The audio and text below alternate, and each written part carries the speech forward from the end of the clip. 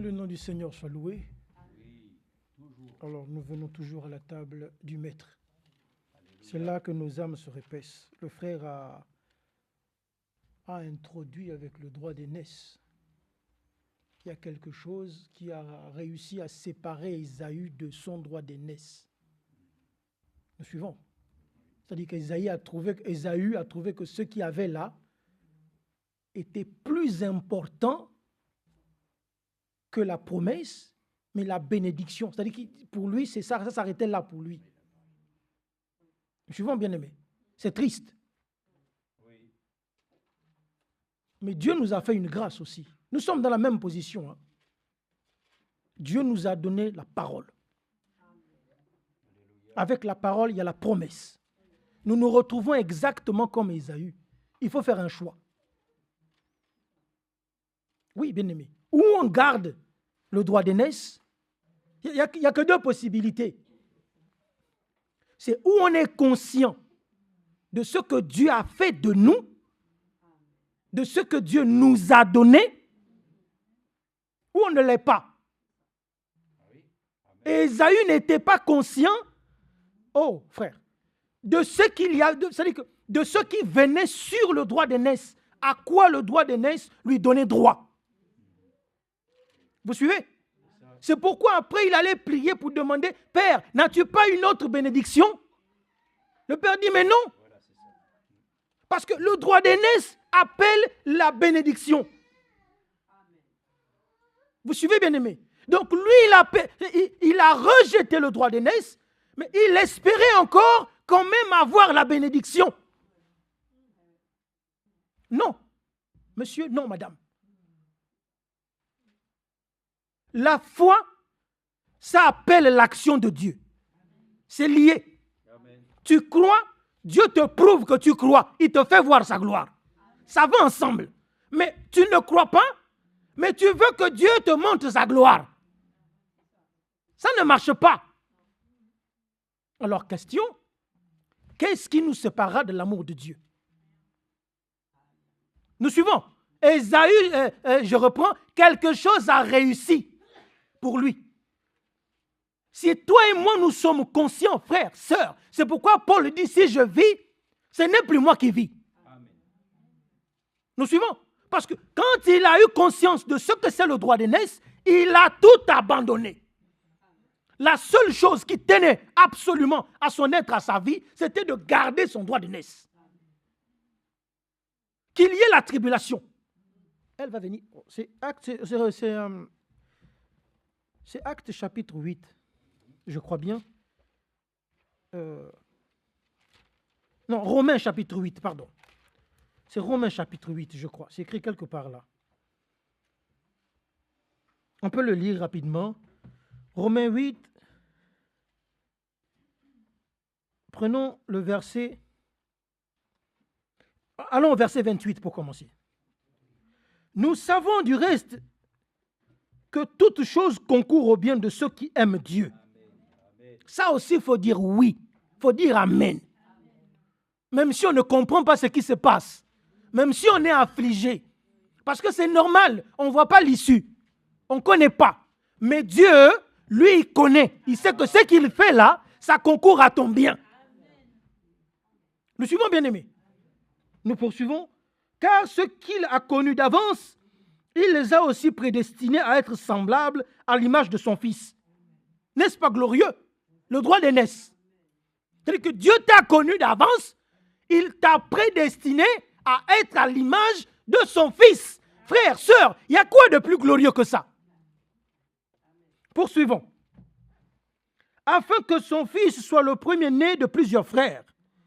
Et ceux qu'il a prédestinés, il les a aussi appelés. Oh là là, c'est une parole d'introduction. Avançons. Et ceux qu'il a appelés, il les a aussi justifiés. Et ceux qu'il a justifiés, il les a aussi glorifiés. Tout ça, c'est dans le droit d'aînesse. Vous suivez? Poursuivons. Que dirons-nous donc à l'égard de ces choses? Si Dieu est pour nous, qui sera contre nous? Lui qui n'a point épargné son propre Fils, mais qui l'a livré pour nous tous, comment ne nous donnera-t-il pas aussi toutes choses avec lui? Amen. Autrement dit, comment dirais-je, il n'y a rien qui peut faire en sorte, qui peut te manquer pour que tu abandonnes ton droit d'aînesse. Vous pouvez vous asseoir, s'il vous plaît. Est-ce que nous comprenons? C'est-à-dire que Dieu a tellement tout préparé déjà, de manière à ce qu'il n'y a pas de raison valable. D'abord, il n'y en a pas. Pour dire, il me manque ceci, c'est à cause de cela. C'est parce que ceci n'est pas comme ça que toi et moi, nous allons vendre notre droit d'aînesse. Il n'y en a pas. Il a tout mis avec ça. Nous poursuivons. Et qu'il a livré pour nous tous, comment ne nous donnera-t-il pas aussi toutes choses avec lui? Amen. Qui accusera les élus de Dieu? C'est Dieu qui justifie. Qui les condamnera? Christ est mort. Oh, frère, sœur. Tout est parfait. Pour que sur le chemin que nous marchions là, nous allons le voir un peu plus bas, tout ce qui arrive, Dieu, il a déjà prévu. Il y a une issue. C'est-à-dire qu'il n'y a pas quelque chose qui arrive dans ta vie, dans ma vie, qui va surprendre Dieu. Non, il n'y en a pas. Nous suivons. C'est Dieu qui justifie. Qui les condamnera? C'est que même si on te condamne, vous suivez? La Bible dit qui condamnera les élus de Dieu. Tu es un élu de Dieu, il n'y a personne. C'est-à-dire que tu ne peux pas empêcher les gens de te condamner. Mais Dieu, lui, te dit qu'il n'y a personne. Nous suivons. Et c'est ce que lui dit qui est valable. Quelqu'un d'autre peut te condamner. Ça, c'est son problème. Mais mon Dieu, lui, m'a dit qu'il n'y a plus de condamnation. Donc, si tu veux, condamne-moi. Ça te regarde. Mais devant celui à qui je dois rendre des comptes, oh là là, il n'y a plus de condamnation. Est-ce que nous suivons? Donc, il ne faut pas te soucier de ce que les gens vont dire de toi, de ce qu'ils vont penser. Et c'est là où est le problème. Vous suivez? Et du coup, on n'entre pas de plein pied dans les bénédictions qui sont liées au droit d'aînesse. Parce qu'on se soucie du jugement des autres. Mais moi, ça ne me regarde pas. Si Dieu, dans sa parole, m'a parlé à moi, c'est ce que je garde. Nous suivons. Les autres, Dieu ne s'est pas révélé à eux. Je disais à mon frère la fois dernière, je dis, Dieu ne s'est pas révélé au père d'Abraham. C'est Abraham qui s'est révélé. Et c'est Abraham seul qui devait partir où Dieu l'avait envoyé. Donc, tu prends les gens avec toi, Dieu ne s'est pas révélé à eux. Vous suivez? Vous n'allez pas avoir la même marche. Ce n'est pas la même expérience. Toi, avance. Comment Dieu t'est révélé à toi? Toi, avance. Les autres, Dieu fera son affaire avec eux.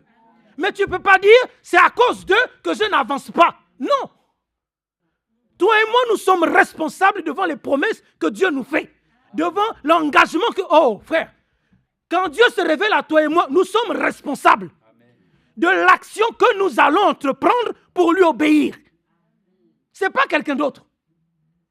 L'autre, il a eu une pièce, il allait cacher. Le Seigneur n'est pas allé demander des comptes à quelqu'un d'autre. Il dit, toi, je t'ai donné une pièce. Explique-moi. Vous voyez? C'était à lui de rendre des comptes. Et il a rendu ses comptes comme il l'a fait. Nous terminons et nous laissons la place à notre frère.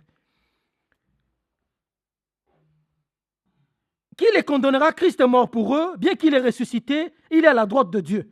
Oh là là, il intercède pour nous. Nous disons Amen. Nous avons un intercesseur constant. Nous suivons. C'est constant. Lui, son intercession, elle est constante. Tu ne peux pas dire non, bon, il est plus sur l'autel. Il faut laisser ça où c'est. Nous suivons. C'est constant. Poursuivons. Verset 35. La question qu'on a posée, que nous nous sommes posées. Qui nous séparera de l'amour de Christ? On a parlé du droit d'aînesse. Sera-ce la tribulation? La tribulation va venir. Sera-ce l'angoisse? Ou la persécution? Ou la faim? Ou la nudité? Ou le péril? Ou l'épée? Toutes ces choses vont venir. Oh, je n'ai pas entendu votre amen. Toutes ces choses-là, Dieu ne va pas les empêcher. Voilà. Moïse était bègue. Quand Dieu l'a appelé, Dieu n'a pas corrigé son bégaiement. Il l'a laissé comme ça, il dit va comme ça. C'est Aaron qui va parler à ta place. Nous suivons bien aimés. ces choses-là vont arriver. Mais l'apôtre nous demande, qui nous séparera de l'amour de Christ? Nous suivons, la fin va arriver. Ésaü a eu faim. Quand la fin est arrivée, pour lui, oh mon Dieu, c'était l'occasion pour lui de vendre son droit d'aînesse. Est-ce que nous suivons, bien-aimés? Ça va arriver, la faim, la tribulation, la famine, tout ça. Mais l'amour que Dieu, lisons-le, c'est mieux de le lire. Ou la faim, ou la nullité, ou le péril, ou l'épée, selon qu'il est écrit, c'est à cause de toi qu'on nous met à mort tous les jours, qu'on nous regarde comme des débris destinés à la boucherie. Mais dans toutes ces choses, je ne sais pas si vous êtes avec moi, frère, dans la famine, dans la nudité, dans la tribulation, dans la maladie, nous suivons tout ce qui est cité en haut là. L'apôtre nous dit, dans toutes ces choses-là, sachez-le, croyons-le, nous sommes plus que vainqueurs par celui qui nous a aimés. Est-ce que nous suivons? Il nous assure la victoire dans toutes ces choses, bien qu'elles doivent arriver. Alors, ce n'est pas parce qu'elles arrivent que oh, c'est fini. Non, au contraire, la parole te dit que dans ces choses qui arrivent, toi, tu es plus que vainqueur. Gloire à Dieu dans les lieux très hauts. Est-ce que nous suivons? Par celui qui nous a aimés, l'amour de Dieu manifesté, et c'est un fait. C'est irréversible. C'est-à-dire qu'avant qu'il y ait la tribulation, tout ça, Dieu nous a aimés d'abord. Il nous a aimés d'abord. Et s'il a mis le comble à son amour, il l'a scellé à Golgotha. C'est calé, c'est définitif. Ce n'est pas un sujet de réflexion ou de philosophie. On n'a pas, il est mort à Golgotha, il est ressuscité. C'est le témoignage manifeste de l'amour de Dieu pour l'humanité. Est-ce que nous suivons? Son sang a coulé, c'est un fait. Donc, avec cette œuvre-là à Golgotha, il nous assure déjà la victoire. Vous voyez, en avance, avant que les choses n'arrivent, avant que la tribulation, la faim, la maladie, tout ça n'arrive, lui, il a déjà donné la victoire. Oh, gloire à Dieu. Vous suivez? Et ça, pour accéder, il nous donne la foi. Oui, monsieur, oui, madame, il nous donne la foi. Et c'est dans la foi que nous possédons la victoire devant toutes ces choses. Que le nom du Seigneur soit loué. Nous prions et le frère nous apporte la parole du jour. Bien-aimé Père Céleste, nous venons à toi encore, Seigneur, tel que nous sommes. Faibles, Père, vraiment nous comptons simplement sur toi. Nous te supplions, viens à notre secours encore ce soir. Vraiment, nous implorons ta grâce, que ton Saint-Esprit vienne, alors que ce livre saint sera ouvert, que tu puisses te saisir de ton serviteur, Seigneur, afin que nous entendions ta parole, la parole du Dieu vivant qui vient nourrir notre âme, qui vient nous préparer, nous purifier, nous nettoyer pour ce grand jour qui arrive. Père, vraiment, que ton nom soit loué. Merci d'être avec nous, de sanctifier et de prendre le contrôle. Nous nous attendons à toi. Au nom de ton Fils, Jésus-Christ, nous t'avons prié. Amen. Hervé. Merci mon frère. Que Dieu te bénisse. Aussi. Nous souhaitons déjà la bienvenue aussi à notre frère Hugues, à sa famille, qui viennent ainsi d'Aubenas, n'est-ce pas, avec toujours Privas, pardon. C'est vrai que c'est l'Ardèche, mais c'est Privas et pas très loin, mais c'est toujours peu simple de venir certainement avec les bus et les trains, et ils sont là quand même, et ça c'est une grâce que Dieu leur a fait, et c'est une grâce aussi pour nous de vous accueillir, que Dieu vous bénisse richement, et d'ailleurs à tous ceux qui sont présents, et ceux qui sont aussi connectés. Mes frères et sœurs, déjà avec tout ce qui a été dit, tout ce qui a été exprimé, il y aurait déjà suffisamment de matière à pouvoir dire que nous pouvons certainement rentrer à la maison et puis commencer à considérer les choses d'une manière plus profonde. Personnellement, c'est profond, mais pour que la chose puisse être, il faut que ça soit comme les chrétiens de Béret. Il faut sonder les choses en profondeur. Le Seigneur l'a dit, jetez vos filets et allez en eau profonde. Donc ce qui veut dire que quand la prédication est donnée, le conseil de Dieu est donné, la responsabilité à tous est d'aller un peu plus loin, pour ne pas dire d'aller vraiment très profondément, jusqu'à toucher le sens profond, ainsi de ce que Dieu a voulu dire. Et pour cela, donc, nous ne devons pas rester superficiels. Souvent, les enfants de Dieu, et je le constate parce que c'est ainsi que nous sommes faits, nous aimons toujours entendre les vérités de Dieu, surtout celles qui nous invitent à pouvoir ainsi pleinement nous considérer comme étant des enfants de Dieu puissants, hein, et qui avons la parole de Dieu en nous. Et puis souvent, quand ensuite la vie reprend son cours, c'est là que nous devenons faibles. Hein. Nous sommes toujours enclins à pouvoir entendre les paroles de l'Évangile. Ce sont des paroles qui s'exclament en nous, hein. Mais il ne faut pas être simplement zélé, bien sûr, là où nous sommes rassemblés, où les choses sont propices à pouvoir entendre. Hein. Mais Dieu veut que nous puissions être à même de pouvoir donc mettre ces paroles en pratique quand on est bien entendu dans toutes les circonstances de notre vie. Hein. C'est ça. Et bien sûr que nous devons pouvoir donner l'amen à chaque parole qui sort de la bouche de Dieu. Et on doit pouvoir aussi le glorifier et le remercier de ce que, quand nous avons des difficultés, le frère l'a lu ici, voilà, il ne va pas nous laisser, il ne va pas nous abandonner. Hein. Ce n'est pas dans la nature de notre Dieu. Notre Dieu, c'est comme ça. Il est esprit et amour. Bon, alors, nous, notre esprit, il est des fois vagabondant, mais pour nous, l'esprit de Dieu qui est amour, il aime et il prend soin de nous. Donc, c'est à nous de prendre soin de lui. Donc, tout ce qui a été dit est ainsi précieux. Nous sommes l'Église du Dieu vivant.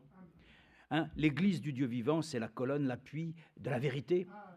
Donc, c'est toutes ces choses que nous reconnaissons comme étant, pour nous tous, vraiment un socle commun. Mais l'Église des premiers-nés, pour être dans l'Église des premiers-nés, il faut déjà avoir accepté Jésus-Christ comme le Seigneur. Il faut déjà avoir reconnu sa vie de pécheur, et puis ensuite, d'accepter que le Rédempteur vienne prendre ton existence en main. Voilà, donc tout ça, c'est lié, bien entendu, à une nouvelle création que Dieu fait dans notre cœur. Alors ensuite, c'est là qu'on devient un héritier, parce qu'on rentre de plein droit dans le plan de rédemption. Donc, c'est toujours comme cela. Hein. On ne peut pas, disons, posséder pleinement l'héritage céleste si nous n'avons pas accepté l'alliance que Dieu a faite avec son sang.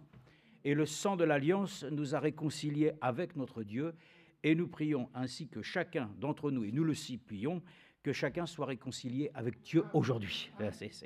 Voilà. Ensuite, nous entrons de plein pied dans tout le programme de Dieu. Tout est béni. Dans son programme, tout est béni. Voilà. Et nous avons part ensemble, donc, à l'héritage. Donc, le Seigneur lui-même, c'est le principe de la nouvelle création. Il est le premier-né de cette nouvelle création. Ce qui est premier, nous l'avons dit, nous le répétons, ce qui vient en premier lieu n'est pas spirituel.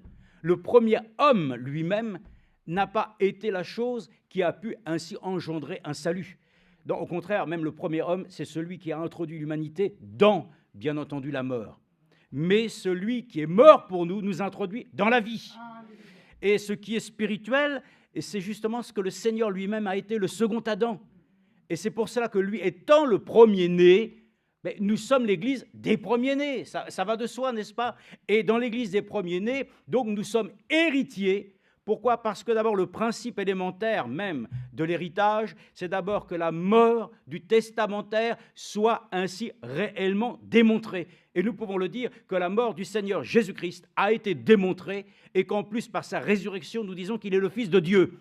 Donc, parce qu'il est mort pour nous, nous avons part à cet héritage. Le testament, vraiment, il a été ouvert, il a été brisé et nous avons accès à cela. Donc, j'aimerais simplement cet après-midi lire avec vous un texte dans Matthieu. Bon, on peut lire dans Matthieu 7, 13, 14, c'est l'Évangile, ça fait du bien l'Évangile. Parce que l'Évangile, dans le fond, c'est la porte d'entrée. Et c'est ce que j'aimerais vous dire, par quelle porte, en fin de compte, aujourd'hui, nous entrons dans la maison de Dieu. Il faut que nous considérions, déjà, et nous allons le voir, même dans la cité de Jérusalem, il y a une grande muraille. Et autour de cette ville, il y a 8 accès, 8 portes principales. Bon, on va dire, mais dans cette ville, quand on y a été, on est rentré par différentes portes. Mais un enfant de Dieu, lui-même, doit pouvoir trouver la bonne porte. Voyez-vous, il peut y avoir des choix qui se font dans notre vie. Mais il faut savoir reconnaître quelle porte tu utilises aujourd'hui dans ta vie. Il y a, comme Frère Branham l'a dit, il y a des portes dans la porte. Mais on va lire d'abord la chose. La première, c'est qu'il ne faut pas que nous puissions nous tromper. Ici même, quand vous entrez dans cette salle, vous savez très bien que la porte d'entrée, c'est là-bas. Il y a une porte de secours, il y a des portes ici pour les différents endroits, mais vous savez quand même vous diriger en fonction de l'instinct naturel que vous avez de reconnaître les choses, mais spirituellement, c'est ce que dit le Seigneur, vous êtes capable de pouvoir reconnaître les signes du ciel. Vous savez que quand le ciel est rose, demain il va faire beau. Vous êtes capable de déterminer plein de choses, mais vous n'êtes pas capable de reconnaître l'action de Dieu. Et frères et sœurs, si nous sommes capables de reconnaître les portes de différentes choses qui peuvent s'ouvrir à nous, il serait bon que nous puissions reconnaître aussi la porte du ciel, celle qui nous permet de nous introduire ainsi dans chaque promesse que Dieu a faite, afin que nous puissions y trouver celui qui va nous aider à pouvoir nous en emparer. Donc je vais vous dire une chose, c'est d'abord de lire l'Évangile. Et dans l'Évangile, chapitre ainsi, on peut dire Matthieu chapitre 7, on lit une écriture que nous pouvons encore adresser à chacun d'entre nous, que ce soit celui qui vient pour une première fois, que celui qui est là déjà depuis tant d'années. La parole de Dieu ne vieillit pas. Nous avons vieilli, nous avons pris des rides, nous avons pris des difficultés pour marcher, pour voir, pour entendre. Mais Dieu lui-même n'a pas changé. Sa parole est toujours ainsi pleine pour nous, ainsi de bien-être. Voilà, c'est ça qu'il faut comprendre. Dieu n'est pas comme un homme pour vieillir. Dieu n'est pas un homme comme les hommes le sont pour mentir. Dieu n'est pas un homme avec le temps pour avoir des faiblesses. Il est Dieu. Et à travers les années, nous avons ainsi eu des faiblesses. Et notre corps ainsi diminue de jour en jour. Mais nous savons qu'ainsi, un jour, le corps que nous avons disparaîtra au profit d'un nouveau qu'il a préparé. Voilà. Mais pour l'instant, lui-même n'a pas changé. C'est-à-dire que sa parole que nous lisons est aussi fraîche, frères et sœurs. Alléluia, que les choses les plus renouvelées de chaque jour. Et nous savons que là où les enfants de Dieu se rassemblent, c'est là qu'est la viande fraîche. Là où les aigles se rassemblent, pas les vautours, on n'est pas des vautours, on n'est pas des corbeaux, nous. L'image de Dieu, c'est que nous sommes des aigles, nous mangeons de la viande fraîche. Et nous sommes heureux cet après-midi, nous venons, frères et sœurs, là où le Seigneur nous a invités, où il y a ainsi celui qui est pour nous, frères et sœurs. Celui qui nous accorde la grâce d'être nourris de la manne céleste qui est fraîche. Et même si ces choses ont été écrites dans les années et qu'elles semblent qu'elles ont vieilli, c'est toi qui le vois avec tes yeux de vieillard. Mais avec les yeux d'un aigle, la parole de Dieu ne vieillit pas. Amen. Dieu est en capacité encore aujourd'hui de nous étonner de telle manière que même si nous manquons encore de souvenirs, Dieu est encore capable lui-même de nous rappeler que lui-même nous a fait tant et tant de fois de bien qu'aujourd'hui nous pourrions simplement lui dire merci, qu'il en serait content. Un véritable merci qui sort de notre cœur. Alors, lisons dans Matthieu chapitre 7, les versets 13 à 14. Bon, nous pouvons le dire à partir du verset 12. Tout ce que vous voulez que les hommes fassent pour vous, vous aussi, donc c'est nous, parce qu'il y a tellement de gens qui veulent plein de choses. Ils voudraient que les autres d'abord fassent le premier pas. Mais bon, dans le principe du christianisme, c'est à nous de montrer le modèle. C'est nous qui devons montrer, voyez-vous. Il ne faut pas attendre du monde qu'il nous enseigne. Nous sommes enseignés de Dieu. Donc, c'est nous qui sommes les épîtres que les hommes doivent lire. Vous comprenez? Donc, avant d'espérer que tu reçoives du bien des autres, pense que d'abord le Seigneur qui t'a fait tellement de bien veut que ce soit toi qui dispenses d'abord premièrement sa grâce. Alors, avant d'estimer que toi tu penses que tu veux ceci, comme il est écrit ici, d'abord, faites-le de même pour eux, car c'est la loi et les prophètes. Donc, avant que tu penses que quelqu'un te fasse quelque chose, fais-le déjà toi-même et fais-le bien, et ensuite la chose sera bénie.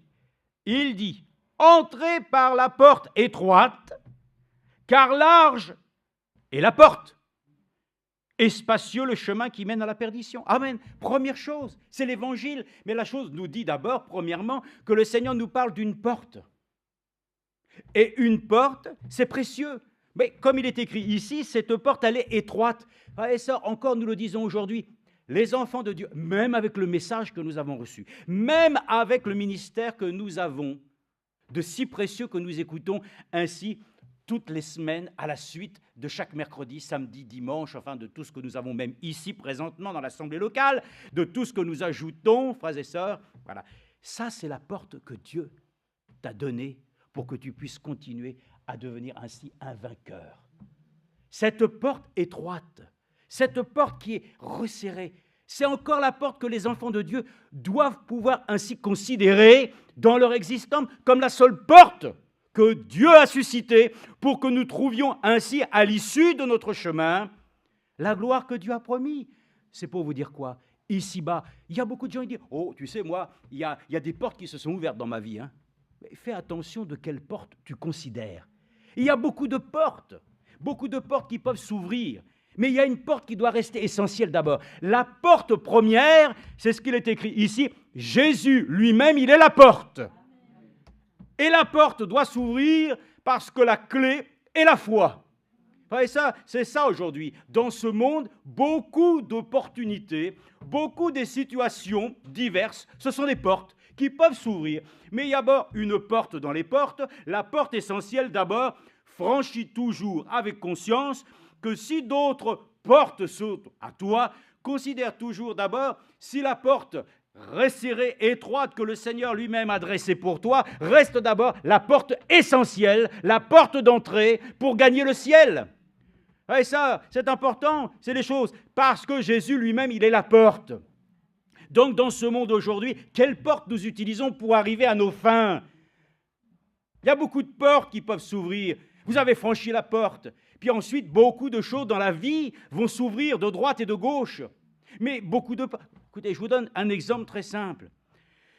Je ne fais pas de publicité, je dis simplement les choses parce que c'est comme ça. Mais bon, un fast-food, on n'est pas obligé de donner la marque. Mais enfin, bref, à part Dieu, dans une grande gare qu'ils ont reconsidérée, ainsi pour devenir ainsi beaucoup plus, disons, adapté au trafic. Hein. Nous avons une gare ici qui est la première gare de correspondance européenne.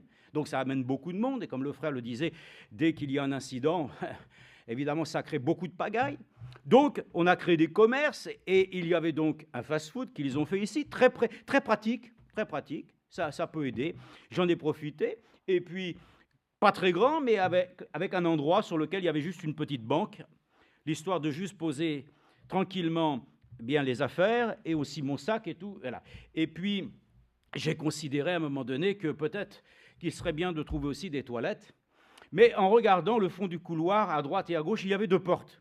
Et ces 2 portes étaient marquées « Privé, accès au colonel ». Donc vous avez compris quel fast-food il s'agit. Donc j'ai bien compris que ces 2 portes sont des portes de service. Voyez-vous, frères et sœurs, il y a des portes par lesquelles le Seigneur ne nous a pas invités à pouvoir les franchir. Il y a des portes qui sont du domaine privé. Ouais, je vais vous dire, n'entrez pas dans la vie des gens. Vous entrez et vous prenez même le droit de pouvoir entrer et d'écouter ce qui se dit partout. Frères et sœurs, nous entrons dans les endroits qui sont privés, qui n'ont rien à voir avec notre vie. Moi, je ne vais pas rentrer dans « Ah, colonel, tiens, j'aimerais bien voir le colonel. Hein, je vais forcer. » Non, je ne peux pas. Et puis, de toute façon, il y avait des serrures, des choses. Bon, pour nous dire quoi? Pour nous dire, frères et sœurs, il y a des lieux et des endroits sur lesquels contentez-vous d'être à l'endroit où Dieu vous a placé. Et évitez d'aller taper aux portes qui n'ont pas pour vous d'avantage. Et ne forcez jamais le chemin pour entrer vraiment dans la vie des gens. Ça n'intéresse personne. Si vous rentrez dans la vie des gens et que vous essayez de savoir ce qui se passe de droite et de gauche, vous entrez dans des lieux où vous allez vous appauvrir. Pourquoi? Parce que vous allez trouver des choses qui vont vous décevoir. Mais quand nous entrons dans la présence de Dieu, c'est tout autre. Le Seigneur le dit lui-même, « Entrez dans ma présence ». Lui-même, frères, nous allons le voir. Il n'y a aucune porte que le Seigneur lui-même ne peut pas nous aider à franchir quand c'est une porte que lui-même, il a souhaité que tu puisses ainsi rentrer. Jésus lui-même l'a dit, il faut ainsi savoir aussi toquer à sa porte. Nous étions à Krefeld plusieurs fois. Jamais je ne suis rentré dans le bureau de frère Franck en ouvrant la porte et dit « Bonjour frère, comment vas-tu » Non, d'abord, premièrement, par la politesse. Nous frappons à la porte et nous ouvrons quand il n'y a pas de réponse en essayant de voir, effectivement, si nous ne dérangeons pas le frère. Et lui-même, s'il nous aperçoit que c'est le bon moment, il dit « Rentrez, rentrez, amen !» Et ça, je crois que lorsqu'on tape à la bonne porte, lorsque le Seigneur nous accorde la grâce de reconnaître où se trouve la bonne porte, le Seigneur nous accueillera toujours. Mais ayons ainsi simplement la reconnaissance de l'Évangile où il est dit « Entrez par la porte étroite, car large est la porte et spacieux le chemin qui mène à la perdition. » Amen. Donc, frères et sœurs, toutes les portes que nous franchissons, ce sont des étapes de notre vie. Ce sont des moments où le Seigneur nous fait entrer dans une autre phase de notre existence. Nous éprouvons la chose et nous voyons bien que c'est jamais facile. Lorsque les choses deviennent trop faciles dans notre vie, faisons attention, revenons à cette écriture. Seigneur, est-ce que cela reste la porte étroite? Ou est-ce que c'est un chemin de facilité qui m'a été donné pour essayer de détourner la voie par laquelle ainsi tu m'as demandé ainsi moi-même de marcher? Parce que derrière la porte, il y a un chemin. Faites attention, frères et sœurs, quand nous franchissons les portes dans notre vie, les étapes, faisons toujours attention que nous puissions toujours suivre le chemin que Dieu a tracé pour nous. Parce qu'il est dit, large et spacieux le chemin qui mène à la perdition, et il y en a beaucoup qui entrent par là. Donc, écoutez, il y en a beaucoup qui entrent par là. Et ça, nous voulons prêcher la porte que Dieu lui-même nous a tracée. Cette porte, frères et sœurs, c'est la porte que lorsque vous l'ouvrez, vous savez que vous y trouvez ce dont vous avez besoin. Alors, qu'est-ce qu'il est dit? Mais étroite est la porte et resserrez le chemin qui mène à la vie. Amen. Ça mène à la vie. Je vous ai dit, toutes les portes. Alors, écoutez, il y a aussi d'autres choses.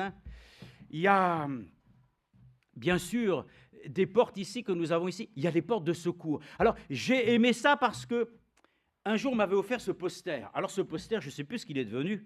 Mais enfin, c'était un poster qui est encore, je crois, vendu. Et nous le trouvons à la CLC ou à la Maison de la Bible. Ça doit se trouver encore. Voilà. Et ça s'appelle le chemin étroit et le chemin spacieux. Alors, c'est un chemin par lequel on voit effectivement, à la base, beaucoup de personnes qui se trouvent, voilà, devant une grande montagne. Et puis se dessinent tout de suite deux voies. Et il y a une voie où la porte est étroite, le chemin est resserré, et peu de personnes y vont. Et puis beaucoup prennent le chemin spacieux, avec bien entendu, dès le départ, des expériences de volupté, des choses sur lesquelles tout est facile. Écoutez, dans ce monde, rien n'est facile. Restons jusqu'à la fin honnêtes avec Dieu. Et que même si c'est difficile, il pourvoira à nos besoins. Dans la porte que nous avons prise, nous avons accepté que nous fassions tous réellement le choix de le servir dans sa justice et dans sa droiture. Parce que lui-même le dit dans Osée, c'est comme ça qu'il a pu acquérir sa fiancée, par la droiture et la justice. Et moi je vous le dis, frères et sœurs, si aujourd'hui vous avez franchi cette porte, ne vous laissez pas tromper pour sortir du chemin. Mais de ce chemin, beaucoup, bien entendu, tombent, chutent. Et nous voyons qu'à un moment donné, il semble que les gens commencent à comprendre que ce n'est pas la bonne voie. Mais qu'est-ce qu'on peut faire? Alors j'aime parce que d'un seul coup, au moment où les choses semblent si tortueuses, une petite porte se dessine sur la droite où simplement il est marqué « issue de secours ». Amen. Il est encore pour nous aujourd'hui, dans notre vie, de trouver une porte de salut. Et même si nous avons été pendant des années marchant, clopant, tombant dans les pièges de l'ennemi, ce soir, Jésus te dit, je suis la porte. Et tu regardes ici comme là, porte de secours. Il y a une porte et une issue favorable, même si on s'est trompé ce soir. Dieu nous accordera la grâce de dire, venez à moi, vous tous qui êtes fatigués, amen. Et toi, tu marches et tu vois l'autre arriver et tu lui dis, oh, tu m'as rejoint? Oui, bon, ne me donne pas de détails, je sais ce que c'est. L'essentiel, c'est tu es revenu. Amen. Toi, l'enfant prodigue, tu es revenu à ton Père. Frères et sœurs, mais attention, parce que ce chemin a donné une grâce de revenir. Mais comme il est écrit, beaucoup, ainsi, sans se rendre compte, ont franchi la ligne. Alors, que reste-t-il? Le jugement. Mais ce soir, le Seigneur lui-même ne dit pas « je vous juge, je viens et je sauve », car c'est encore jour de grâce. Toi, mon frère, toi, ma sœur, considère la porte. Et si tu vois qu'il semble que cette porte s'est éloignée pour toi, elle ne l'est pas pour toujours. Elle est présentée ce soir comme la porte du salut que Jésus te présente et t'offre. Il suffit de la pousser. Amen. Tu n'as même pas besoin de toquer, de demander. Lui-même le dit, venez à moi, viens à lui avec confiance. J'ai peur de toquer à la porte. Non. Vous savez qu'il y a une autre porte dans notre temps. La porte que nous trouvons dans l'Apocalypse, chapitre 3, verset 20, c'est le temps même où Jésus frappe à la porte des cœurs. Il tape à la porte de l'Église et Frère Branham lui-même le dit. C'est le seul âge où Jésus vient et il souhaite venir souper, mais les gens le refusent. Ils le rejettent. Un message biblique puissant, ramenant l'Église et le cœur des enfants à leur Père, eh bien, ils le méprisent. Mais nous avons entendu cela. Et nous voulons le dire ce soir. Oh Dieu, viens et frappe encore à la porte de mon cœur, que je puisse te dire, entre Seigneur, entre. Parce que lui, un jour, après l'avoir servi, il dira maintenant, entre dans la paix de ton maître. Donc, mon frère, ma sœur, ce soir aussi, nous devons le considérer. Jésus, dans ce temps, a frappé à la porte des cœurs. Et beaucoup de portes sont restées fermées. Alors ce soir, accordons-nous la grâce que cette porte aussi puisse s'ouvrir. Elle doit s'ouvrir dans les deux sens. C'est une porte, voyez-vous, qui va de droite et qui va de gauche. Mais une fois qu'on est rentré avec lui, par la grâce de Dieu, nous fermons la porte à demi-tour et nous disons, notre vie du passé est terminée. C'est ainsi qu'alors le Seigneur lui-même a mis une barrière sur notre vieille vie. Et c'est ainsi qu'alors nous devenons ainsi l'Église des premiers-nés. Donc nous remercions le Seigneur, lui-même le dit donc. Mais étroite est la porte et resserré le chemin qui mène à la vie, et il n'y a peu qui le trouvent. Amen. Vous savez, cette porte, nous lisons dans Genèse chapitre 6, c'est une porte que déjà Dieu a déjà démontrée comme étant le seul qui peut lui-même l'ouvrir et la fermer. Puisqu'il est la porte, Jésus le dit, et par sa parole, il dit, reconnaissez-vous pécheurs. C'est pas compliqué dans le fond, hein? Mais c'est parce que justement c'est peut-être tellement simple que les hommes veulent trouver une autre voie et ils veulent trouver une autre porte. Ah non, alors il y a des portes où c'est marqué église évangélique ou église ceci. Mais les gens préfèrent prendre les grandes portes des cathédrales. Parce que ça, visuellement, ça représente quelque chose sur lequel, ainsi, c'est du solide. Non, frères et sœurs, ce n'est pas ainsi une question de regarder aux choses visibles, mais c'est de regarder à l'invisible et de regarder que cette porte ce soir, quelle que nous parlons, ne sera pas une porte que nous allons pouvoir vous montrer ni vous désigner comme étant un élément matériel. C'est par la foi que cette porte va s'ouvrir pour toi ce soir si tu crois dans le Seigneur. Si tu crois de tout ton cœur, alors cette porte non seulement va s'ouvrir, mais déjà elle va se révéler à toi. Amen. Ainsi, je pense à Jacob, qui lui-même a vu une échelle qui allait du bas au ciel, et des anges montaient et descendaient. Amen. Qui va pouvoir voir cette échelle? Mais lui, il l'a vue. Donc c'est ainsi que nous pouvons aussi croire ce soir que cette porte, ainsi, est encore accessible pour tous. Mais déjà, il dit ici dans Genèse chapitre 6, que du temps ainsi de Noé, alors que l'arche a été construite, nous pouvons le lire encore une fois, qu'aujourd'hui, c'est encore un jour de grâce. Nous l'avons entendu, Frère Franck n'a pas été très tendre ces derniers temps, des fois sur des propos que nous n'avons pas besoin de répéter. Mais enfin, lui-même l'a dit, non, Marie n'était pas catholique. Jésus n'était... Bon, je ne dirais pas, frères et sœurs, ce que nous avons à croire, c'est ce que Dieu a dit. Et de ce que nous croyons, le Seigneur, le Dieu Tout-Puissant, n'a jamais été ainsi associé à une chose organisée par des hommes. Parce que là où est l'esprit et la liberté, nous l'avons dit, et la liberté et l'esprit de Dieu, c'est de croire que Dieu a toute autorité. Les hommes peuvent te fermer les portes. Tu le sais, ça aussi? Oui, il y a des gens qui disent, oh là là, on m'a fermé la porte, Oui, mais Dieu a le pouvoir d'ouvrir les portes fermées ce soir. Écoutez, ce soir, peut-être vous vous trouvez devant une situation qui est une porte dans la porte, mais par laquelle ainsi, il semble que c'est impossible à ouvrir. Ah, mes frères et sœurs, alors que nous voyons, et je vais vous parler un peu de l'histoire qui concerne Jérusalem, parce que ici, là-bas, il y a une porte principale, c'est la porte occidentale, celle qu'on appelle la porte dorée. Cette porte dorée, pour l'instant, est fermée, on va voir. Mais je vais vous dire une chose d'abord, premièrement. Dieu lui-même a agi de telle manière que lorsque Pierre ou Paul ou toutes ces choses, ils étaient dans les prisons, lorsqu'il y avait des grosses chaînes, lorsqu'il y avait tout ça, il n'y avait pas de problème. Les portes se sont ouvertes. Il n'y a pas eu besoin qu'un soudeur, que quelqu'un vienne avec une scie. Non, le Seigneur lui-même, dans sa puissance, les plus gros cadenas, il les ouvre. et les chaînes tombent sans faire de bruit. Et les portes s'ouvrent. Amen. L'histoire. Moi qui suis de Rouen, eh bien, vous savez, on appelle Rouen la ville aux 1000 clochers. Tellement il y a de clochers. Tellement qu'il y a de clochers. Bon, il y a eu certains événements pendant la guerre qui ont fait que certains bâtiments ainsi sont tombés. Et il y a tellement d'églises, on ne sait pas quoi en faire. Alors, il y a une église qui a été totalement dédiée au musée de la ferronnerie, c'est-à-dire tout le travail du fer. Je l'ai visité un jour et j'ai vu comment les hommes ont réussi, du moins pensant qu'ils ont réussi, à pouvoir construire et pouvoir fabriquer des cadenas, des choses vraiment extraordinairement compliquées pour se protéger des ennemis, que ce soit pour protéger les portes des forts et tout ça. J'ai même vu, écoutez, c'était quand même assez original, mais j'ai même vu ainsi des appareils ainsi de chasteté pour femmes, avec des gros cadenas pour empêcher que quand ainsi le prince allait faire la guerre, qu'arrive quelque chose. C'est incroyable, ça ne devait pas être facile, mesdames.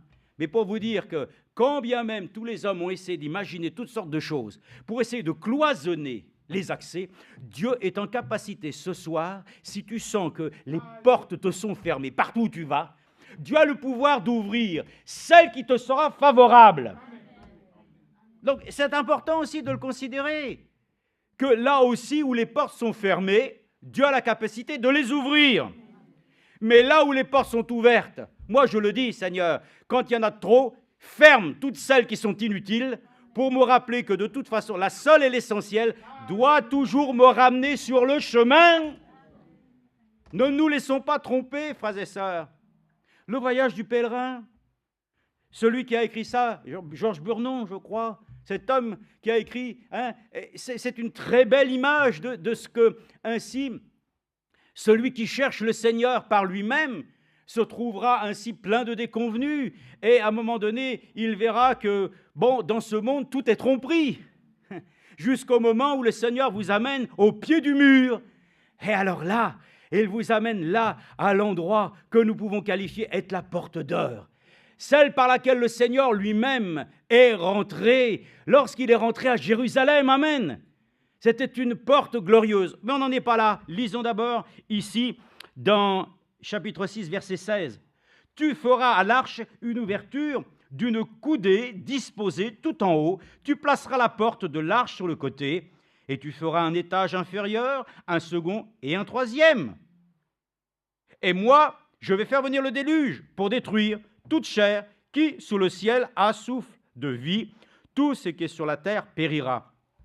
Avec toi, j'établirai mon alliance. Tu entreras dans l'arche avec tes fils et ta femme et tes belles-filles.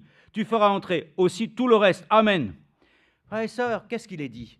Il est dit qu'au moment venu, ainsi Noé a donc respecté les ordonnances de Dieu. Il a fait donc rentrer les uns et les autres, sans désordre, de telle manière que lorsque l'arche était au complet, alors, qu'est-ce qu'il a fait? Il a pris la corde et il a dit maintenant, je ferme la porte. Sauf que ce n'est pas lui. C'est Dieu lui-même qui se charge de fermer la porte.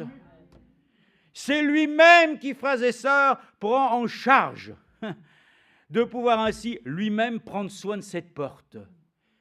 La porte du salut, c'est lui qui la détient. Il fait venir à lui qui il veut, quand il veut.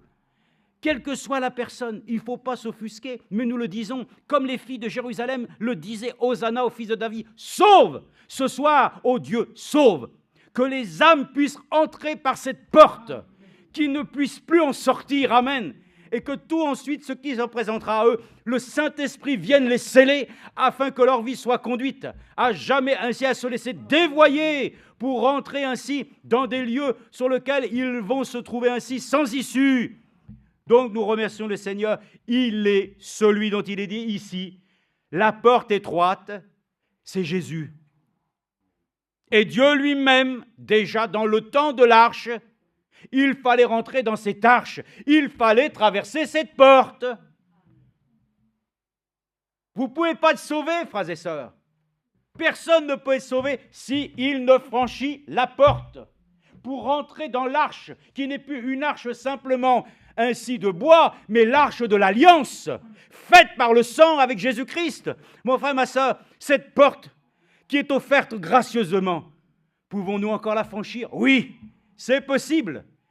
Frères et sœurs, c'est merveilleux. Comme quand quelqu'un vous invite, vous êtes sur le seuil de sa porte et il vous dit « Entrez ». Vous entrez dans sa maison. Donc nous sommes invités ce soir à rentrer dans sa présence.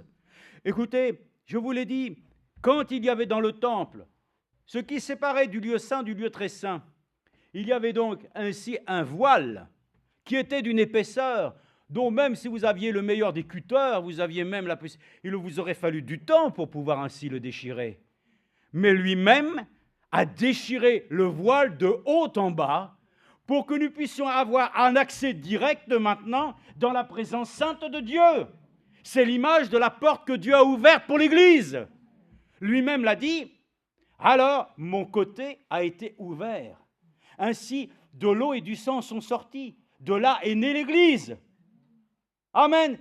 Cette porte représente ce que Dieu nous ouvre aujourd'hui. Et je vous le dis, cette porte, alléluia, n'est pas simplement une porte faite comme les hommes les font avec des gonds, mais c'est la révélation. Dieu te révèle sa parole précieuse, il t'ouvre le ciel.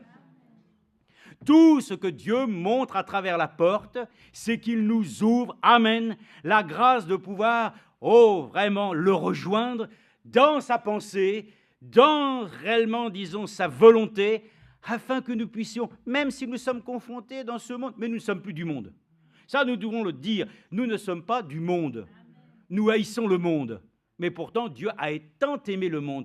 Nous disons le monde et son esprit, nous le haïssons.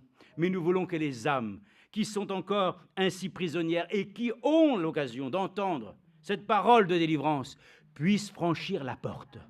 Et quand une porte s'ouvre, Dieu lui-même l'ouvre pour nous faire entrer, vraiment, frères et sœurs, de plein pied, dans les choses saintes de Dieu.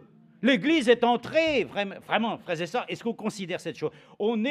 C'était interdit d'entrer dans le lieu très saint, c'était pur, c'était saint, mais qui sommes-nous pour nous permettre nous-mêmes d'entrer dans le lieu saint? Parce que son sang nous a purifiés, parce que nos péchés ont été ôtés. Amen. Tu vois, tu prends cette porte, tu la franchis, tu n'as même pas besoin de prendre la clenche, elle s'ouvre toute seule. Parce que tu as cru dans le sacrifice de Jésus, tes péchés ont été ôtés. Alors là, tu sens la force qui te prend pour pouvoir ainsi, avec détermination, rentrer dans sa présence. Beaucoup hésitent encore aujourd'hui. Beaucoup ont des réticences. Oui, mais laisse-les mais et laisse-les si, laisse-les. Je connais tout ça, j'ai appris ça à l'école. Mais où est donc Ornicard? Ça vous rappelle quelque chose? Mais où est donc Ornicard?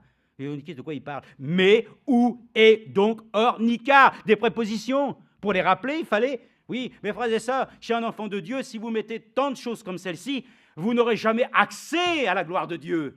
Parce qu'il y a toujours un quelque chose, il y a un hic, il y a une réflexion, il y a encore un raisonnement. Mais quand on entre dans sa présence, Frère Branham l'a dit, lorsqu'on entre dans sa présence, alors tous les doutes s'évaporent.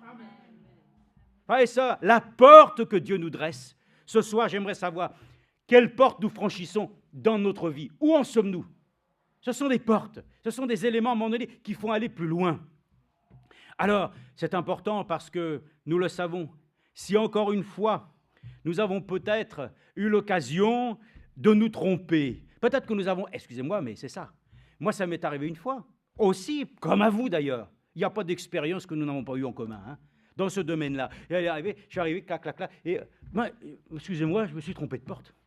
Alors non, ce n'était pas du tout ça. C'était une réunion. Oh là là, mais qu'est-ce que je fais là, quoi? On peut se tromper, hein? C'est vrai, par inadvertance. Hein? Mais bon, le Seigneur lui-même, c'est celui encore qui pardonne nos histoires comme ça. Hein?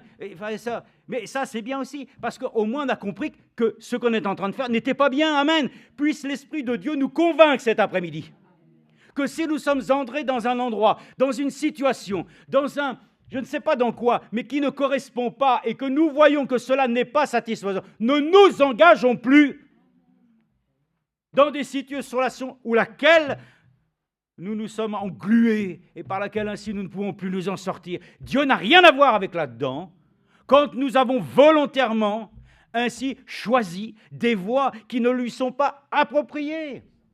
Écoutez, les hommes, tous les hommes sur la terre, et je dois le dire, Tous les hommes sur la terre sont des pécheurs. Il y a des gens bien partout.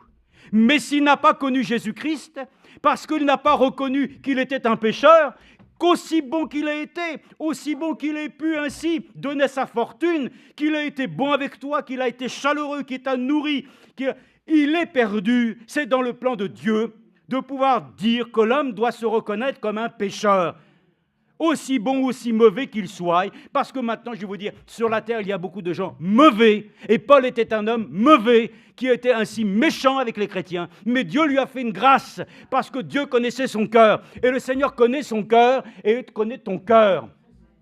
Donc arrêtons de comparer les gens bons ou mauvais dans ce... Ça n'a rien à voir. Dieu amène tout le monde dans une situation de conscience, de reconnaître qu'il est un pécheur, et Dieu lui offre sa grâce gratuitement. Il n'y a pas de raisonnement, il n'y a pas à chercher. Prends cette porte cet après-midi, elle est pour toi. Franchis-la. Pas à demi-pied, mais franchis, rentre dans la maison du Tout-Puissant. C'est la maison de ton Père. Ce n'est pas une maison sur laquelle tu franchis une maison où c'est une maison de religion. Non, c'est une maison au contraire où l'Esprit de Jésus-Christ te rend ainsi prisonnier de son amour. Moi, je ne suis pas prisonnier des hommes pour les servir ainsi sous contrainte. Je sers et tu sers Jésus-Christ par amour pour lui. Je prends cette porte parce que je sais que c'est la seule porte de secours qui m'est offerte et qui est la bonne. Donc ces portes sont merveilleuses. Écoutez, je reprends ça, je ne le lis pas, mais Genèse 19 nous parle ainsi d'un homme qui était Lot, que Abraham a secouru. Et vous savez tous l'histoire, qu'après lui-même, Abraham, après avoir combattu contre les rois, il y a eu une victoire. Et j'aime écouter, et j'aime à relire ça, parce que je me dis en moi-même, quelle histoire merveilleuse que de voir qu'après qu'il y a eu ainsi ce combat, qu'ils ont ainsi triomphé des rois, soudainement arrive un Melchizedek dont on ne sait pas d'où il vient. D'ailleurs, il n'a ni descendance, ni père en tant que tel. On ne sait pas d'où il vient, pas de généalogie, rien, mais il vient et il offre, alléluia, la grâce de nous montrer que déjà Jésus, dans toute la Bible, toutes les situations de la Bible vous montrent que Jésus est là. Et si vous le voyez comme une porte, il est la solution à tous les problèmes. Amen. C'est ça. Considérez Jésus la porte comme étant la solution à tous vos problèmes. Amen. La porte. Et parce que tu as la foi, Dieu a donné la foi aux saints une fois pour toutes. Tu as la foi, moi j'ai plus la foi aujourd'hui, tu n'as plus la foi. Et Dieu te regarde, il dit, ah bon, moi je t'ai donné un don. Et moi je ne me repens pas des dons. Et toi tu dis que tu n'as plus le don. Oh non, aujourd'hui je sens que j'ai plus l'amour. Comment ça? Je t'ai racheté au prix du sang et mon amour est venu. Et tu dis que tu n'aimes pas. Mais ça c'est nos attitudes. J'aime pas celui-là, je ne peux pas pardonner. Ça c'est parce que l'ennemi ça soudainement écarté. Après avoir franchi cette porte, tu t'es laissé piéger pour entrer dans des salles interdites, des lieux et des endroits sur lesquels tu n'as pas à les disserter. Il y avait un jour un frère qui était là, il était là et il dit, c'était ici.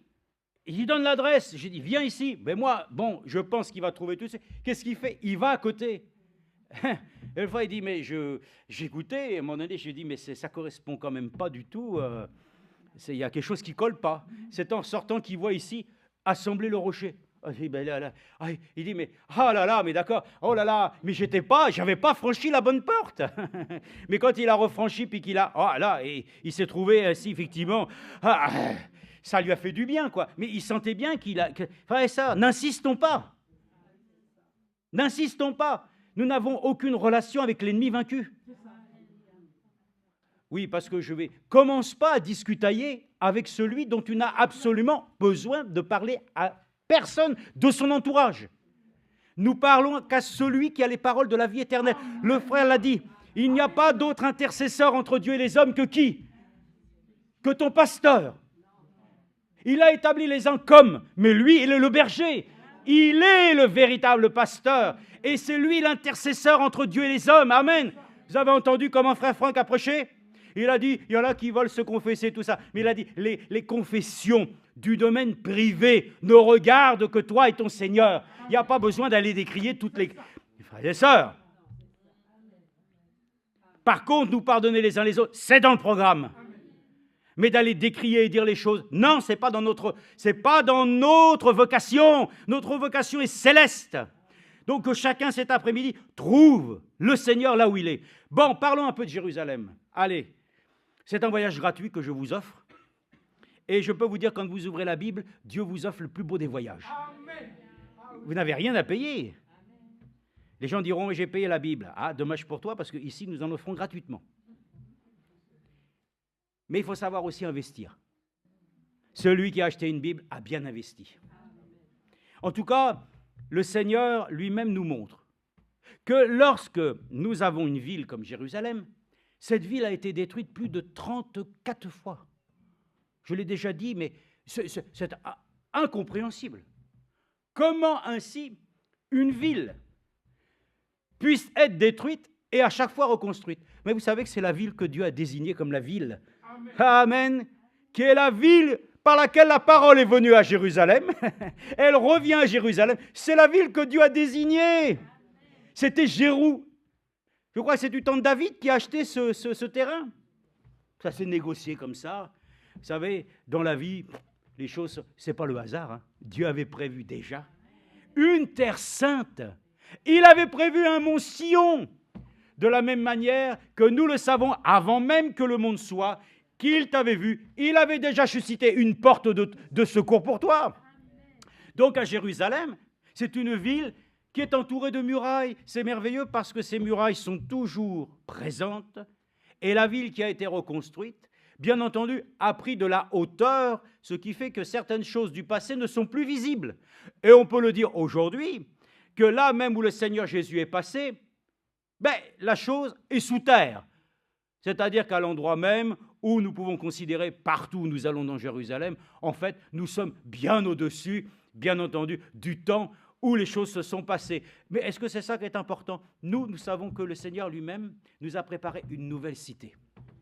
C'est une cité, frères et sœurs, qui ne sera pas rebâtie sur du réchauffé. C'est une cité céleste, toute neuve, toute lumineuse, pleine de grâce. Amen. Mais sur cette terre, le Seigneur est venu.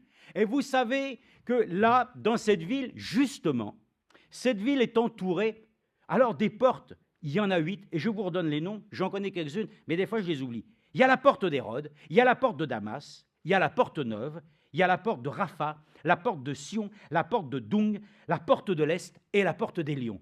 Et il y a la porte donc principale, qui est la porte orientale, qu'on appelle la porte d'or. Alors, lisons cette écriture, je crois que c'est ainsi marqué dans Acte 3.2. Alors, allons dans Acte 3.2. Vous connaissez, dans les textes bibliques, attendez, la porte qu'on appelle la belle. Ah, ça vous dit quelque chose? C'est une belle porte, n'est-ce pas? Lisons, s'il vous plaît. Et je vais vous montrer que dans les portes même, vous savez, j'ai entendu ça, et je vous le redonne tel que je l'ai entendu. Je ne sais pas, je pense que c'est juste. Mais bon, lorsque la parole de Dieu dit que c'est plus difficile à un riche d'entrer dans le royaume des cieux qu'à un chameau de passer par le chat d'une aiguille. Et il paraît que là-bas, il y a une porte aussi qui s'appelle la porte du chat, et qui est une porte tellement étroite que tous ceux qui doivent y rentrer pour faire du commerce doivent pouvoir ainsi tout déposer avant de pouvoir y rentrer. C'est l'histoire, frères et sœurs. J'ai pensé à ça, bon, vous savez, on est spirituel un peu comme ça, et je me suis dit, si tu veux rentrer par la porte, il faut que tous tes fardeaux soient déposés. N'entre pas! C'est pas possible d'entrer dans la cité céleste avec les rancœurs. Là-haut, il n'y a que l'amour divin. Donc, Jésus prend soin que celui qui rentre par la porte va prendre soin d'abord que... Ah, attends. Dépose tous tes fardeaux aux pieds de ton Sauveur. Oui, c'est ça qui est merveilleux. Celui qui est chargé, fatigué, doit déposer ses fardeaux. Amen. Dans la maison de Dieu, il n'y a plus besoin de commerce. Il pourvoit tous tes besoins. Donc, c'est important de voir qu'à travers ces choses et toutes ces portes, il y a donc dans Actes chapitre 3, verset 2, une porte particulière. Écoutez, cette porte-là, elle est décrite ainsi.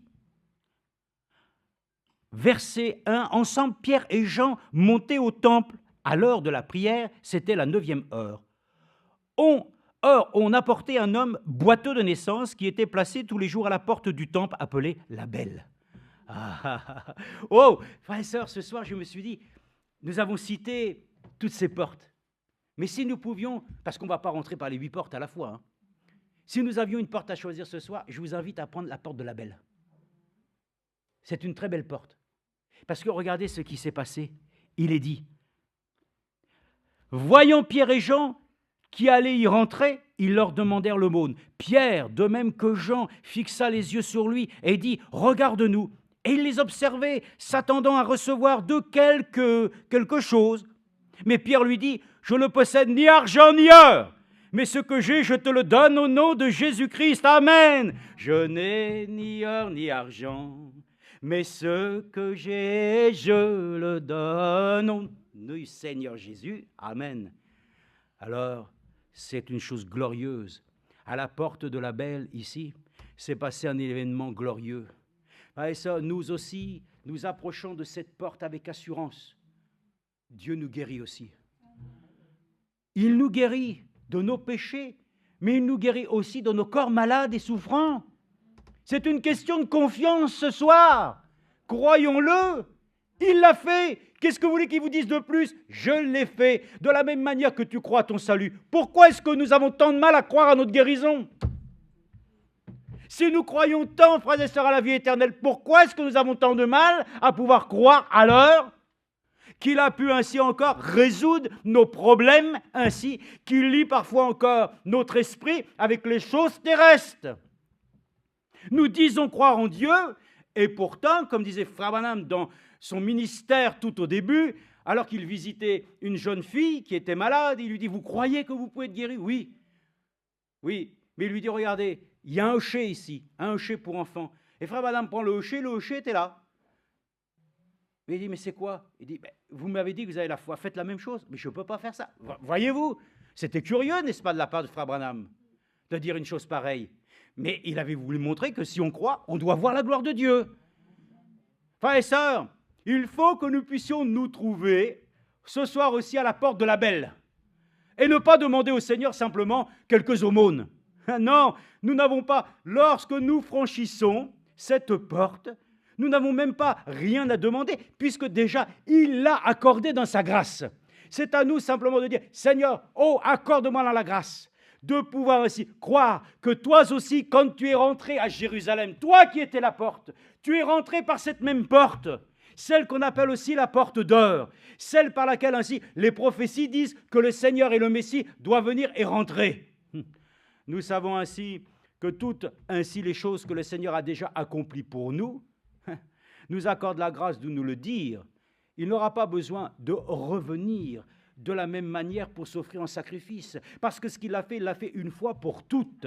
Mais la chose qu'il fera, il reviendra pour régner avec son épouse.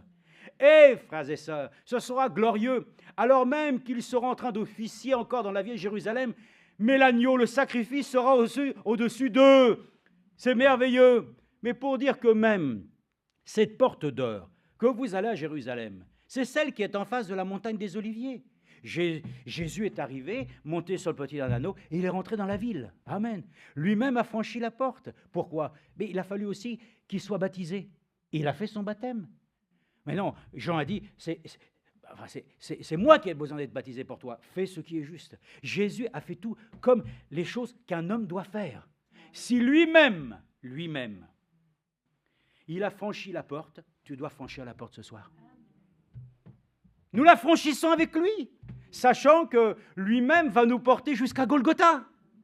Alors regardez même ce qu'il est dit. Il est dit lui-même qu'il s'est offert selon la loi.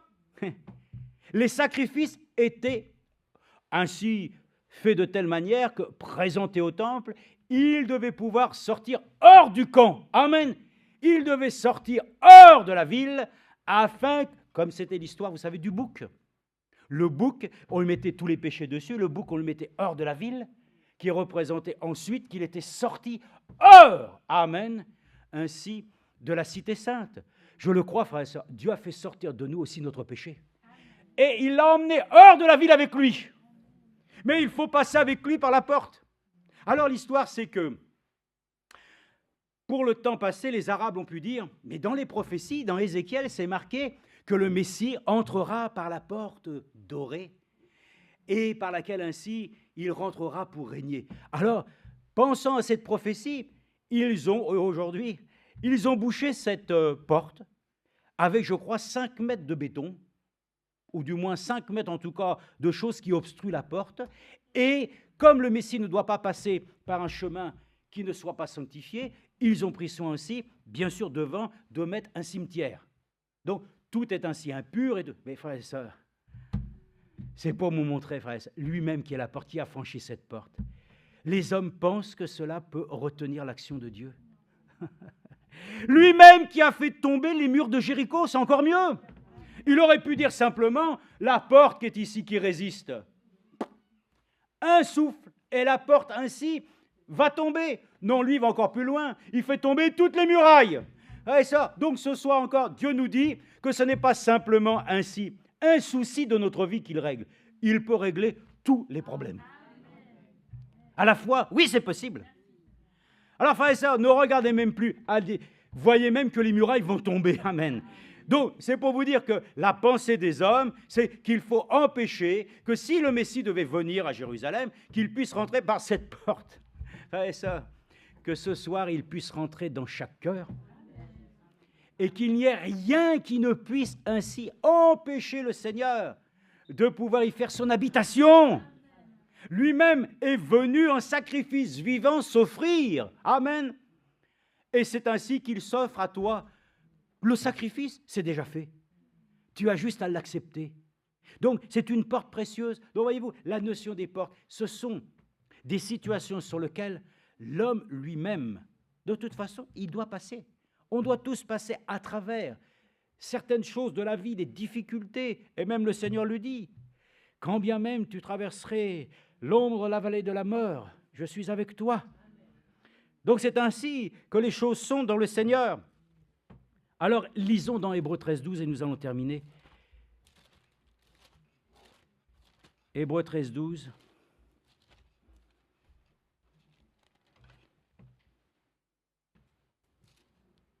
Hébreux 13, 12, je vais vous lire avec vous ici. Verset 10, nous avons un autel dont les desservants du tabernacle n'ont pas le droit de tirer leur nourriture. Car les corps des animaux dont le sang a été offert pour les péchés dans le sanctuaire par le souverain sacrificateur sont brûlés hors du camp. C'est pourquoi Jésus aussi, pour sanctifier le peuple, par son propre sang, a souffert hors de la porte. Alléluia. Lui-même, du domaine divin, il est cette porte.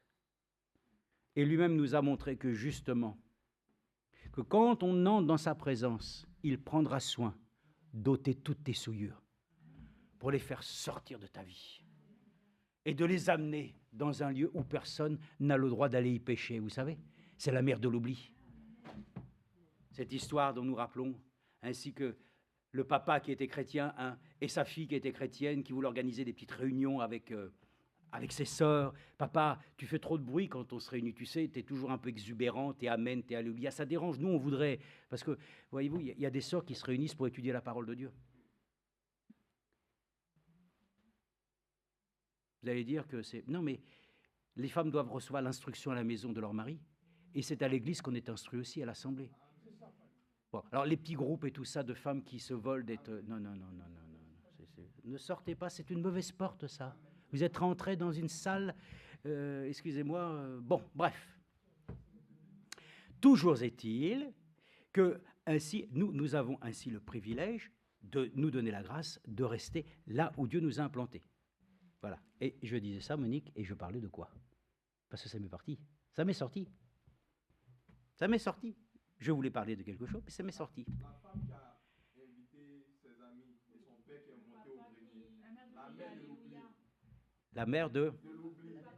Ah oui, merci mon frère. Voyez-vous, le voyage à Paris ne l'a pas fatigué, lui. Hein. Alléluia. Oui, mon frère, merci. C'est comme ça. Je vous raconte l'histoire vite fait.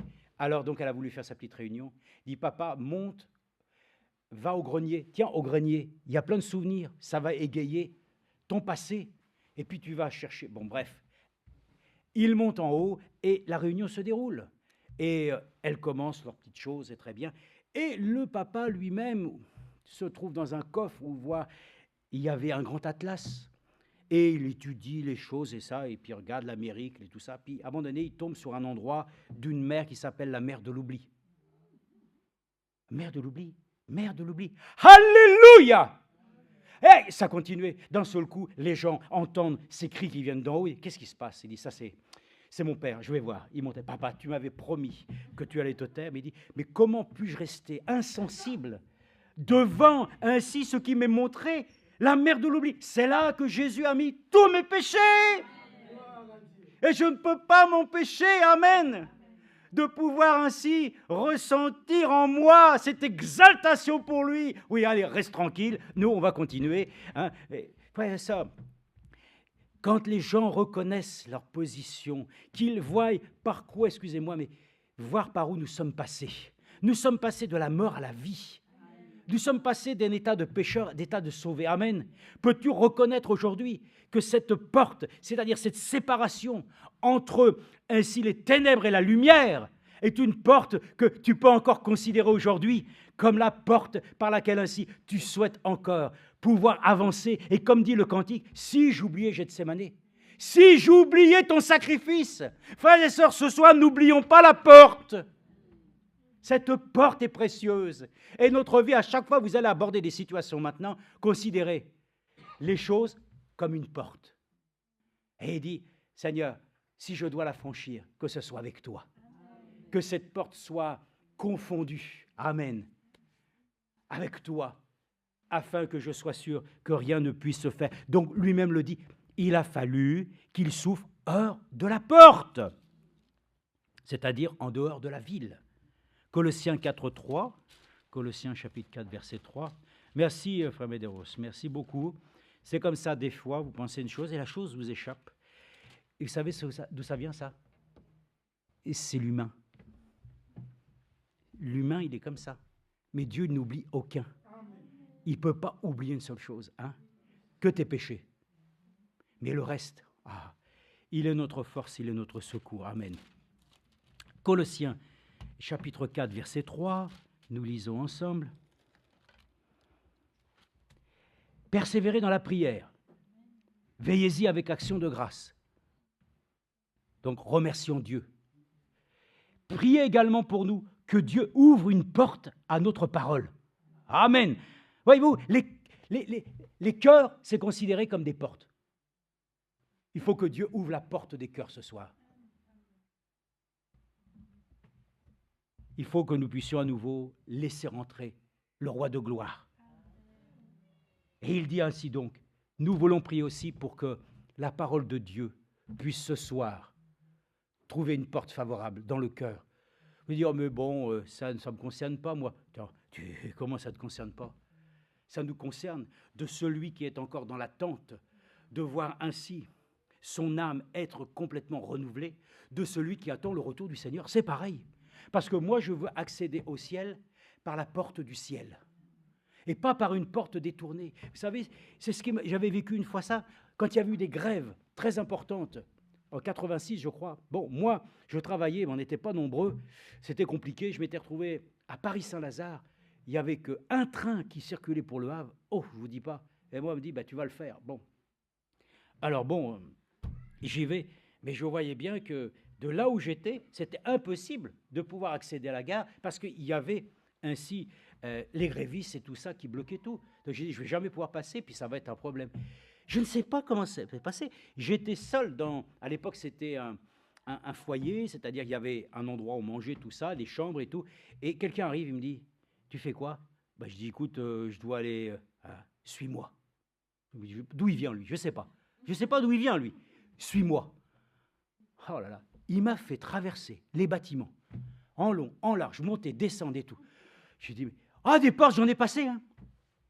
Des portes, je ne sais même pas comment elles pouvaient être ouvertes dans tous ces bâtiments. Les bâtiments administratifs, tout. Et on a monté, et à un moment donné, il ouvre la porte, elle donnait pile au bout des quais. Pas de problème.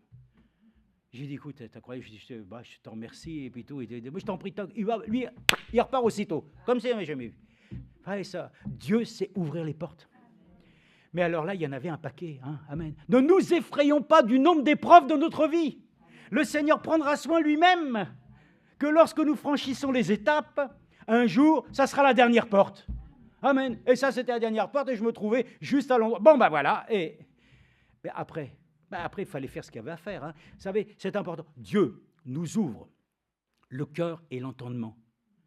Et si vous regardez du temps de Lot, lorsque les anges ont visité, vous savez où il était, Lot? Je sais que le frère Hugues y sait. Frère Branham m'a dit, il était comme le maire de la ville, à Sodome. Il était sur le pas de la porte. Il ne pouvait plus rentrer dans la ville. Tellement les choses étaient, mais affreuses. Et il restait sur le bas de la porte. Il a dit, bon, voilà les anges, ils vont rentrer. Et regardez ce qui s'est passé. Les hommes qui convoitaient ces anges sont venus taper à la porte pour essayer même de violer la porte et de pouvoir violer ainsi les anges. À cet instant-là, qu'est-ce qui s'est passé? Ils auraient pu défoncer la porte. Dieu les a frappés d'aveuglement. D'aveuglement. Ils ne savaient même plus où aller. C'était le noir complet. Ah, frère et sœur, celui qui veut s'attaquer à toi, qui veut s'attaquer à cette porte que tu es, c'est perdu pour lui. Dieu prendra toujours soin de cette porte que tu es toi-même. Mais voilà, il y avait un petit cantique qui disait « Toc, toc, toc, quelqu'un frappe à ta porte ». On disait ça aux enfants. Première étape, c'est le diable qui veut rentrer. Non, non, non. Tu ne rentres pas. Deuxième étape, toc, toc, toc, quelqu'un frappe à ta porte. C'est Jésus, ouvre-lui. Tu comprends? Cette porte aussi, c'est toi. Et quand quelqu'un vient frapper, frère Balaam l'a dit, n'accepte pas un cadeau empoisonné. Ne laissons pas rentrer dans notre maison, dans notre vie, des choses, parce qu'il y a des autres qui veulent profiter. Toi, tu es rentré dans la présence, il y en a d'autres qui veulent venir rentrer pour ainsi pourrir ta vie. Et ça, nous disons non. La porte est fermée. Frère Balaam l'a expliqué dans la maison. Hein. Il y a un lieu dans les maisons, les gens peuvent venir, la salle à manger, le salon, mais ils n'ont rien à faire dans la salle à coucher. Ici, frères et sœurs, il y a du respect dans toutes ces choses. Donc encore, nous ramenons ces choses. Nous venons ici dans la maison de Dieu, c'est notre maison commune.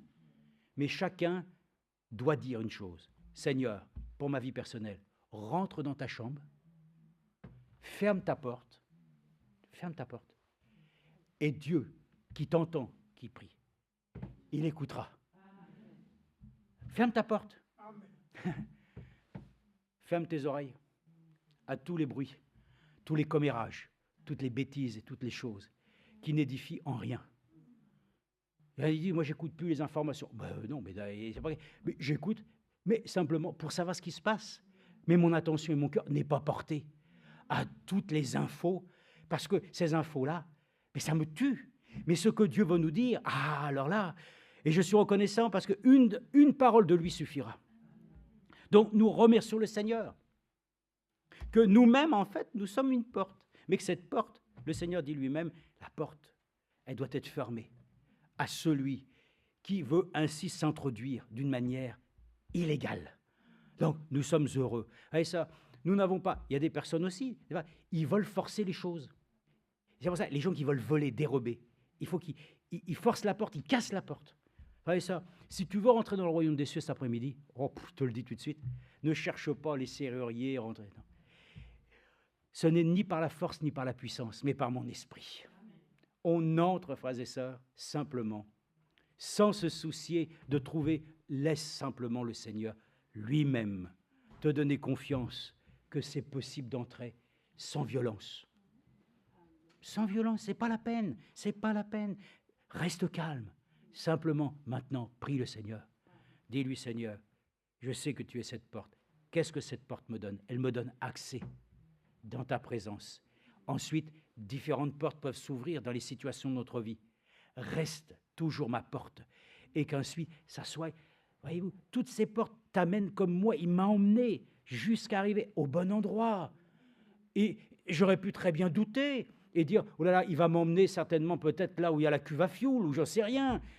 Bon, un endroit, une cave, et puis il va me laisser enfermer là-bas, c'était peut-être un traître. Non, Dieu lui-même suscite toujours des choses favorables dans notre vie. Arrêtons de mettre toujours des doutes à des choses sur lesquelles... Oui, mais oui, toujours. Et ça, à un moment donné, nous devons, comme Frère Franck le disait, nous devons avoir un esprit de discernement. Nous devons être capables aujourd'hui de discerner ce qui est bon, ce qui est mauvais. Nous avons l'Urim Tumim, la parole. Et le Saint-Esprit nous dit quand même à un moment donné, Seigneur, et même si nous ne sommes pas là, dit, même si je ne suis pas pleinement encore parce que je ne sais pas humainement, mais j'ai confiance en toi. Que si la chose que j'ai franchie n'est pas vue, tu es capable encore de me faire sortir et de me faire reprendre encore. Frère Balaam le disait, si quelqu'un a quitté le chemin, qu'il n'ait pas honte de faire demi-tour jusqu'au point, jusqu'au carrefour, ou au rond-point, il s'est trompé. Qui ne s'est pas trompé en voiture? Combien de fois je me suis trompé? On tourne en haut, ou le GPS, bah oui, mais le GPS maintenant, c'est lui qui a raison. C'est parce que c'est nous, on va trop vite.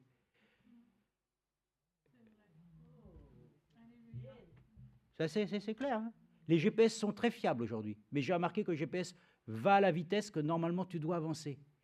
Et quand à un moment tu as loupé la chose, c'est parce que tu as été trop vite. Et lui, il n'a pas avancé à la vitesse que toi tu étais. Donc avançons, frères et sœurs, à la vitesse du Seigneur. Amen. Je termine avec un Corinthien. Et puis un frère va prier. Hein? C'est d'un 1 Corinthiens 16. 1 Corinthiens 16. Voilà, nous avons quelqu'un ici qui va bientôt piloter des avions. Avec le temps, ça va venir. Bon. Et j'ai entendu dire qu'il y avait un homme qui était dans un avion cette semaine. Lui, il était, je ne sais pas, ivre ou je ne sais pas quoi. Lui, il a voulu ouvrir la porte de sortie de l'avion. Ils ont eu tout un mal à le retenir. Lui, il voulait ouvrir la porte, lui. Vous pensez bien qu'ouvrir une porte d'avion avec pressurisé, ce qui va se passer. Voyez-vous, tous les gens, voyez-vous, ont des idées farfelues. Bon, mais quand on va à l'aéroport, alors là, moi, je me souviens en Angleterre, quand j'avais été à Newcastle, il y a les panneaux et tout ça, mais à un moment donné, je sais que la chose importante qui doit déterminer là où vous devez aller, c'est la porte. Porte d'embarquement, c'est marqué. Gate, hein, l'anglais là-bas. Gate. À un moment donné, là, avec son anglais, bon, déjà, l'accent et le bruit qu'il y a dedans, bon, mais à un moment donné, j'entends, gate 12. Get. Et c'était ça. C'est ça. C'est ça qui est important. Même la destination, bon, je sais que si j'ai la bonne porte, j'irai à la bonne. Ayons Jésus comme porte. La destination, on ira. C'est lui qui nous y conduit. Amen. Gloire à Dieu. Donc, 1 Corinthiens 16, et puis voilà, c'est les versets 7 à 9 que j'ai notés. Je ne veux pas cette fois vous voir en passant, mais j'espère demeurer quelque temps près de vous si le Seigneur le permet. Je resterai néanmoins à Éphèse jusqu'à la Pentecôte, car une porte s'est ouverte, toute grande, à mon activité, et les adversaires sont nombreux. Mon frère, si une porte s'ouvre pour toi aujourd'hui, gloire à Dieu. Oh, il faut l'accepter. Hein. Pourtant, il dit c'est une petite porte, mais pourtant, pour l'homme, c'est une grande porte. Vous savez ce qu'a dit Neil Armstrong quand il s'est posé sur la Lune, hein, avec son...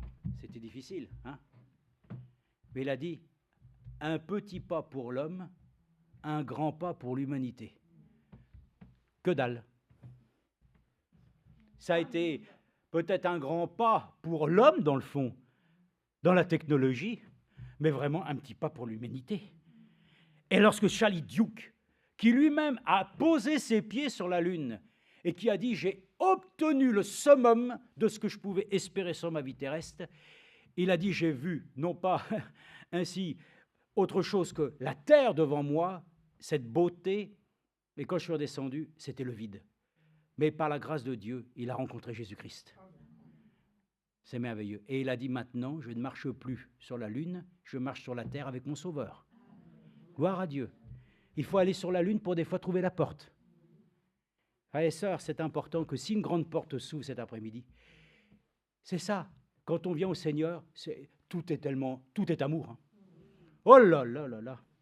Vous allez pardonner à tout le monde. Même il t'a rien fait, tu lui pardonnes. C'est l'amour de Dieu, c'est comme ça. Si une grande porte s'ouvre pour toi aujourd'hui, oui, je peux te le dire, ce n'est pas l'évangile de la prospérité des hommes. Ça va être un chemin difficile. Alors, il faut le dire aux gens, avant d'être baptisé au nom du Seigneur Jésus-Christ, tu acceptes une vie. C'est ça, moi, c'est fini, ça. Hein. Donc, celui qui va accepter Jésus-Christ, tu acceptes aussi que ta vie, on ne parle pas de vie de souffrance, de douleur, non, on parle d'une vie, une vie sur laquelle Dieu va se révéler pour toi comme quelqu'un qui va découvrir son amour. Mais dans ces difficultés, il te sortira toujours de tous les problèmes. Une grande porte s'ouvre pour nous ce soir. Et il dit, toute grande à ton activité, dans ta vie, tout ce que tu as fait là, mets de côté. Ouvre maintenant ton esprit. Nicodème, tu dois naître de nouveau. Oh, comment c'est possible ça? La porte s'ouvrait pour lui. Il fallait qu'il naisse d'esprit. Et ça, c'est pour toi, c'est pour moi. Pour nos activités, qu'une porte s'ouvre toute grande. Mais il est dit, de nombreux adversaires vont certainement agir. Oui, mais je suis plus que vainqueur par celui qui m'a aimé. Nous sommes heureux. Vous entrez aujourd'hui par quelle porte dans votre vie? Posons-nous la question et la réponse nous est donnée. Donc choisissons la porte qui toujours nous conduira. Voilà, dans le lieu de la bénédiction. Beaucoup, c'est vrai, cherchent beaucoup d'églises, d'assemblées. Ils vont à toutes les portes, toutes les églises, et ils pensent trouver dans une assemblée toujours l'assemblée qui va être l'assemblée modèle. La seule chose qui est le modèle, c'est Jésus-Christ et son Église qu'il présentera sans tache ni rien de semblable. Aucune assemblée locale n'est un modèle en soi, si ce n'est que Jésus lui-même au milieu de nous nous façonne. Qu'ainsi vous n'oubliez jamais que aussi dans votre vie, il y a une porte ici. C'est une porte de l'assemblée locale. Ça, c'est important. Et toute notre vie que nous avons, nous l'avons dit, depuis des années. Depuis, moi, je suis arrivé ici en 88. Je me suis marié le 3 septembre 88. Petit clin d'œil, il n'y a pas longtemps qu'on a eu notre anniversaire de mariage. Bon. Mais ça a toujours été de franchir la porte pour être en communion fraternelle, de franchir une porte pour aller dans une assemblée. C'est ça. En fin de compte, je m'aperçois que dans ma vie, toutes les portes avec les années, ça a toujours été de les franchir pour être avec un lien qui m'unit avec le Seigneur. Je n'ai pas tellement franchi de portes d'hôtel pour aller en vacances, ni trop de... Non, toutes ces portes-là, c'est pas celles qui... Mais alors, oui, j'ai franchi beaucoup de portes qui m'ont amené à être en communion avec... Eh bien, c'est la meilleure chose qui soit. C'est la meilleure chose qui vous bénit. Et ainsi que le Seigneur nous accorde son aide et sa grâce, afin que nous puissions trouver maintenant, juste dans la prière courtement, notre frère, ici, Jérôme, va prier, afin que nous puissions, en un instant encore, reconsidérer cette porte précieuse. Le Seigneur lui-même l'a dit, rappelez-vous, nous l'avons dit. La porte n'est pas large et le chemin est étroit, mais lui, il est le chemin, et ça nous suffit.